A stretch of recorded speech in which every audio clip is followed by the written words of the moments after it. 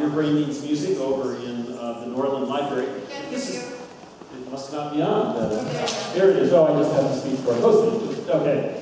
Welcome or welcome back. If this is the first event that you've enjoyed of Your Brain Needs Music, you'll be pleased to know that we're spending most of tomorrow, morning and afternoon, over in the Norland Library. Again, this is the 5th floor of the main library.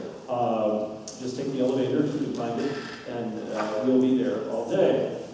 It's my great pleasure tonight to welcome a team, not just a series of single individuals, but we have an entire team with us from Houston, Texas tonight. And to give you all the details about this terrific group, you can see that they're coming from the Houston Methodist Hospital Center for Performing Arts Medicine. We have a CU alum, who is actually the person who began the process of bringing tonight's program to us. So without further ado, here is Forrest Brooks, class of what? 2013. Okay, a recent graduate from CU.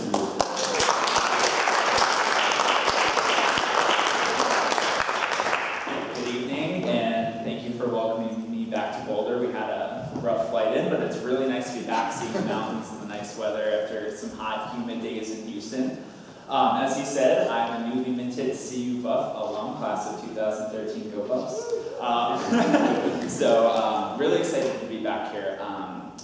I spent months before graduation in May trying to think, what am I going to do after graduation? I'm sure a lot of you are in that same boat. I had a passion for both science and music. I graduated with my master's in integrative physiology, but played in the bands here, studied a little bit of music.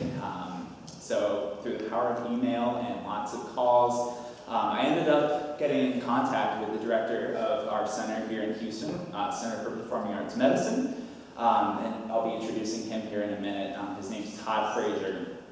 I could talk about for an hour exactly what we do at this center. We do a bunch of research, education, arts outreach, but instead I'm going to let him give a brief overview of our center. Todd is a composer, he's an arts educator, he's a researcher, a thinker, an arts scholar, but foremost, he's a composer. Todd graduated from the Eastman School of Music, followed by a master's from the Juilliard School. And actually, you can hear his compositions on tour right now. They're being sung by Renee Fleming. Some of you may be familiar with her. She's an opera superstar. So she's actually performing 2 of his pieces on her national tour right now. So without any further ado, I don't want to hog up the mic anymore, but thanks for letting me be on stage back at home. But here's Jefferson Todd Frazier. Please help me welcome him to tell you about it.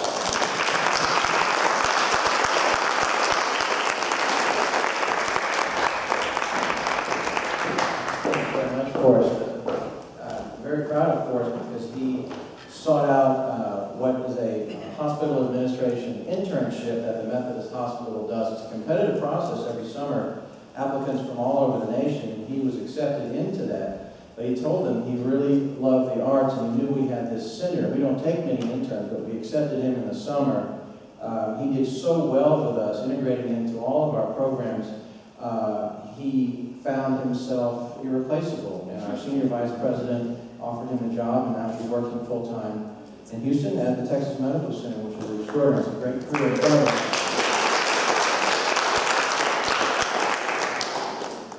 So I'm just really going to sort of set up Dr. Grant's talk. And can you hear me? Okay? Pretty good? Okay.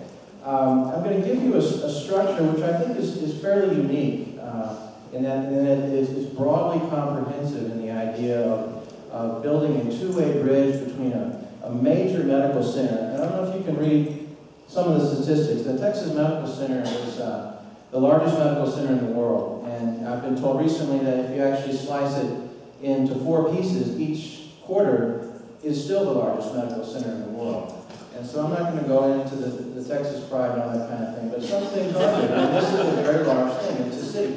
7.1 million patients every year, pretty good percentage from international.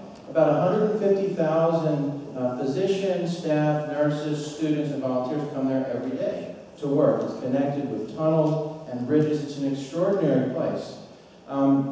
We're also, unfortunately, one of America's cities that still has the 4 full-time, 52-week premier arts organizations in theater, ballet, opera, and symphony orchestra, and we're very proud of that as well. About 10 years ago, an ENT who worked in Houston, who started to need to help many singers who were coming through the Houston Grand Opera, thought that, look, we have a whole sports medicine division. We sponsor the Houston Texans football and the Astros and our logos there and a whole center dedicated to it. Why don't we have the same thing for performing artists? So that founded the Center for Performing Arts Medicine about 10 years ago.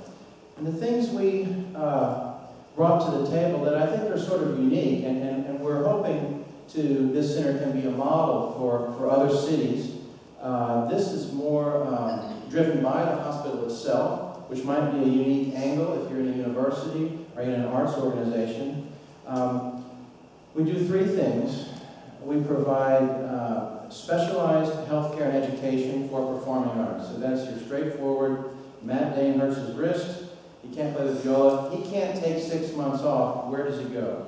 He goes to our hand and upper extremity center that has an extraordinary experience in getting people back on stage. They don't treat his wrists like they do the tennis players in sports medicine. That wouldn't be the right thing. So part of this is educating the physicians to know that it's not the kind of power you need for a tennis stroke. It's the subtle, it's the different kinds of torque, different measurements you need for your wrist. The second thing we do is we really wanted to create an effective and meaningful arts integration program within the hospital, meaning that treating the artist is just one aspect of what a relationship can be. The arts community we found in Houston, you may or may not find this in your cities, is just so eager to share what they do with the Texas Medical Center, but we realize that they don't really know how, and the hospital administrators aren't really sure how to optimize that relationship, though they know there could be something special there. So what we've tried to do is, rather than have a choir over the holidays or certain guests now and then, really truly integrate the arts into the operations of the hospital, so that when it's not there, that's an unusual place, and that's a place that's not their normal operating. I'll show you some examples. And the third thing we do is we want to do research. There are lots of centers around the nation who have specifically focused on research, and they have a lot of years on us. But we have this extraordinary opportunity with all of the latest equipment that would be in a major medical center, extraordinary faculty from the 2 Tier 1 universities, an extraordinary arts, small and mid-sized arts and culture community, and these large symphony, ballet, opera, and orchestras. We really have all the tools that are needed to move this field forward and put some real science behind a lot of the things that we in this room know are good, know are true, know need to be supported from all angles.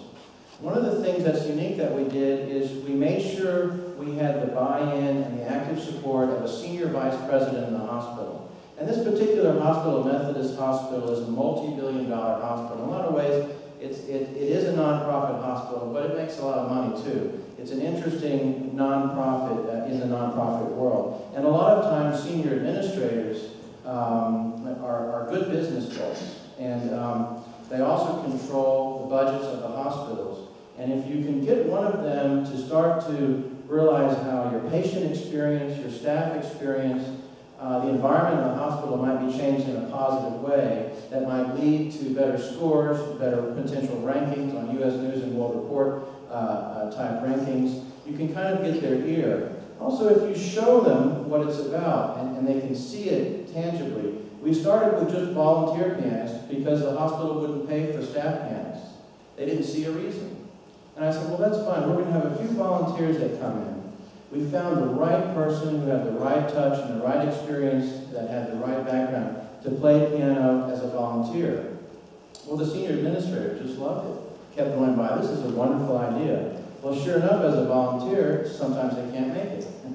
So they came to the lobby again and said, well, Todd, where's the pianist? I said, well, it's a volunteer, so they're not going to always be able to make it all the time.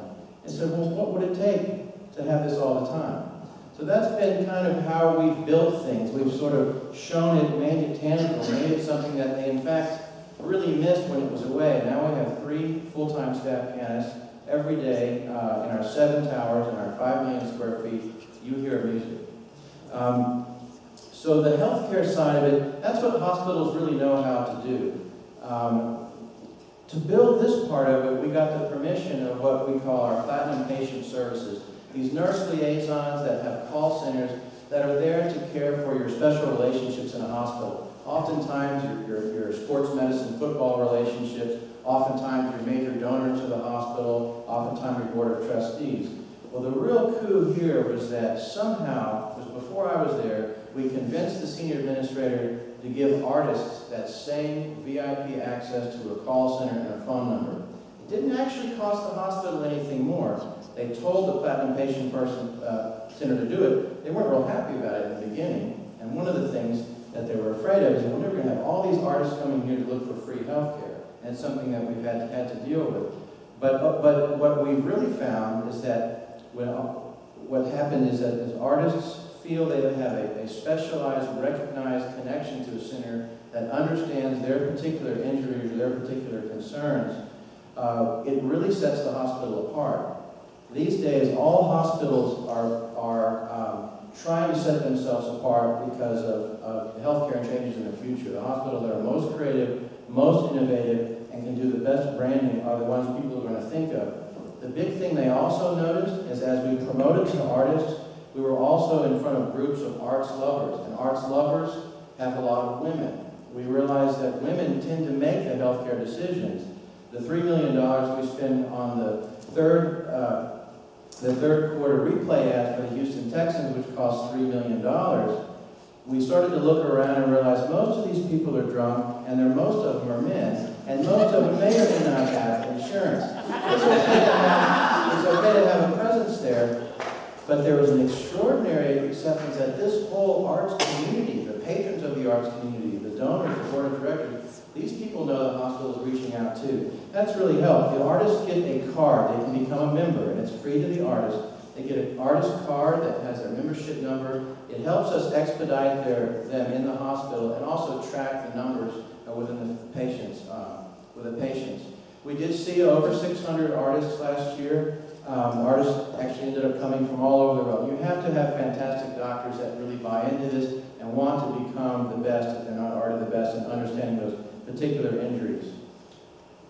Then the next thing happened is they recognized this is a major group of new patients that are coming to us. And in fact, all of the roster of the Houston Ballet, Symphony, Opera, and Theater, they in fact all have health insurance, either under their union or under their organizations.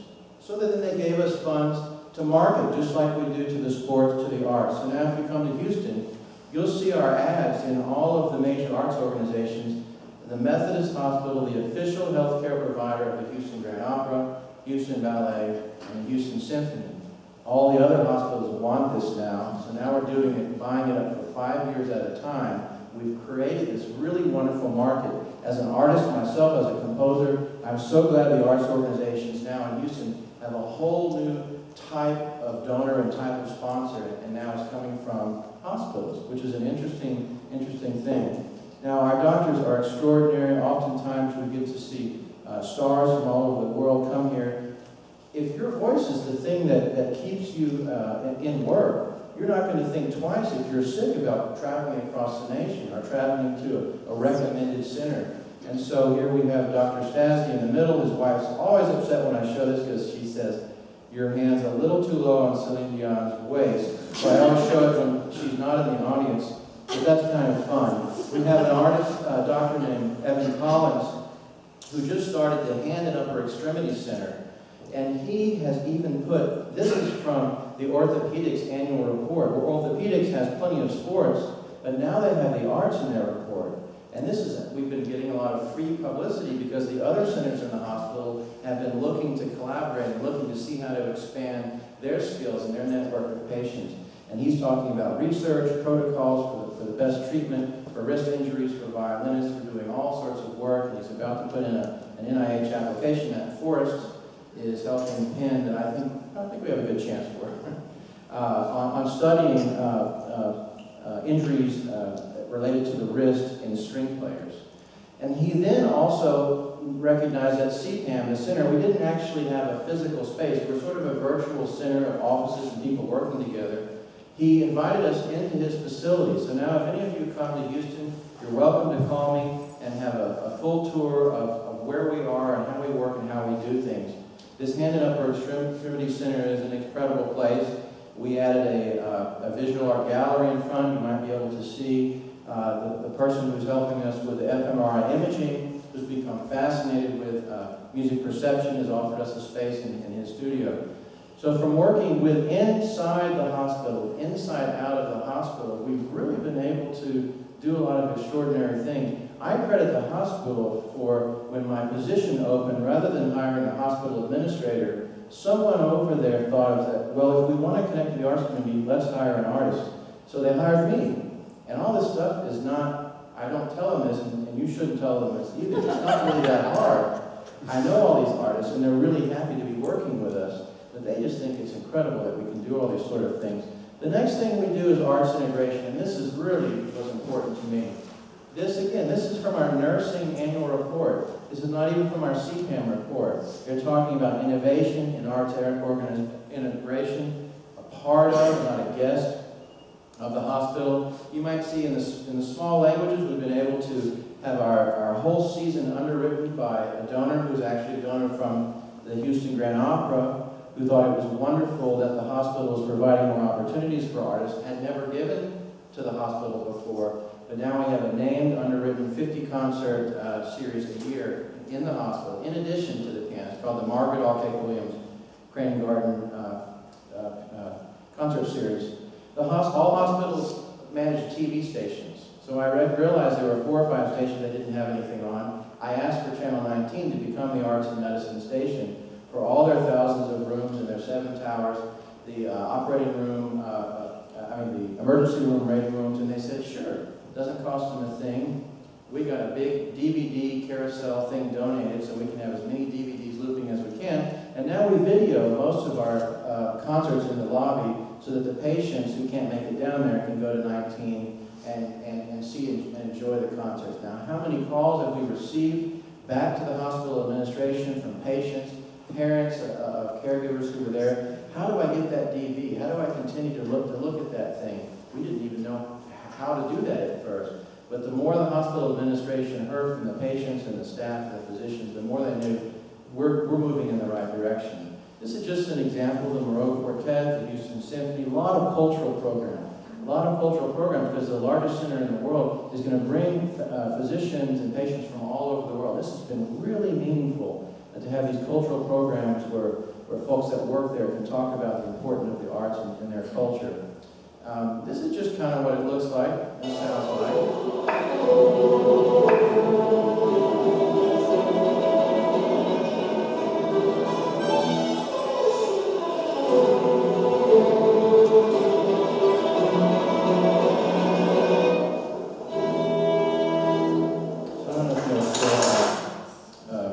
Christine and Matt Dane used to study and work and play in Houston. They probably know a lot of folks in that. The Mercury Grove Orchestra, which is in residence at the Methodist Hospital. So they not only play 3 lobby concerts, they do a music and practice tour to the treatment areas where the patients cannot leave, for dialysis, for example, and a lot of the waiting rooms where the folks are there long periods of time. They can sell their CDs in the gift shop, and we publicize their concerts on the TV station and their reruns, so we really feel like it's truly integrated. You wouldn't believe it, but we have in the basement creative writing workshops as employee benefits. They didn't start as employee benefits. They started as a volunteer program from the University of Houston to introduce some of these hospital folks to what was really seen at first as an outlet for some of their emotions that they deal with. It became such an important part.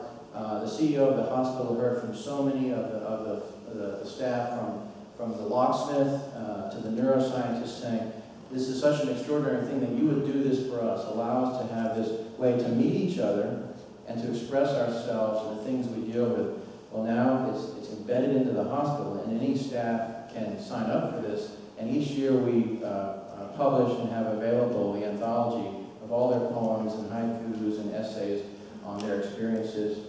Visual arts is important too. We found this is a wonderful thing. Lots of letters and notes. We usually try to theme the visual arts to things that have to do with healing. This particular one was was our animal friends as healers. So we had a photo exhibit with all sorts of animals and their owners together. Just as an aside, this isn't part of our talk, one of the best days at Methodist is actually when the dogs come. We have pet therapy 2 or 3 times a week. It's so fun because they all go through volunteer training and the dogs have their Methodist name tags with their picture and their names on it. And they're all so well trained and they all congregate in the lobby and there's a dispatcher. So all the nursing stations around the hospital know that they're coming that day and then they'll call them and they'll send them out to this tower and this tower and they'll come back. It's a wonderful thing. Visual arts is something we have a lot more to work with, and I think I heard there's some of visual artists in the audience, and I'd be happy to talk to you about it. This is just an example of some of the 5 million square feet of white walls that we have in the hospital. And as an artist, I mean, you look at these spaces, and this is incredible. This is natural light. There's safety, because a lot of this is very high up, so the art can be safer, and a lot of these are huge traffic areas that we're going to be working with our museums and galleries and artists to be designing things. The third one, and as I get more into my introduction of Anthony, as Anthony is the co-chair of our collaborative research committee, is research. And one of the things we notice in Houston, at least from the hospital perspective, is that we have a group of music therapists working in Houston. We have a group of researchers and imaging specialists working within the hospitals, neurologists as well. We have a lot of extraordinary performing artists and teaching artists. We also have classroom teachers that come from the special needs classrooms and are looking for ways to have more applications that they can share with their students. We all know that the arts, and especially music, can contribute, especially when you're doing melodic and rhythmic types of exercises integrated into the curriculum with our special needs students, as an example.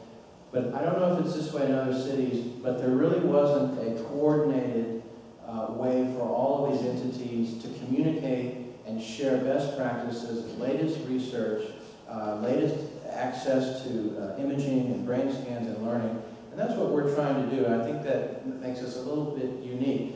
So that's why we call it collaborative research. And we're really trying to put all these people together. And our committee represents that, represents the dean at Rice Shepherd School, Anthony Brand, who's a composer, some folks from the bioinformatics, folks from imaging, a really broad sector of people. And we found that, especially at least in our hospital, there's absolutely no question from the neurologist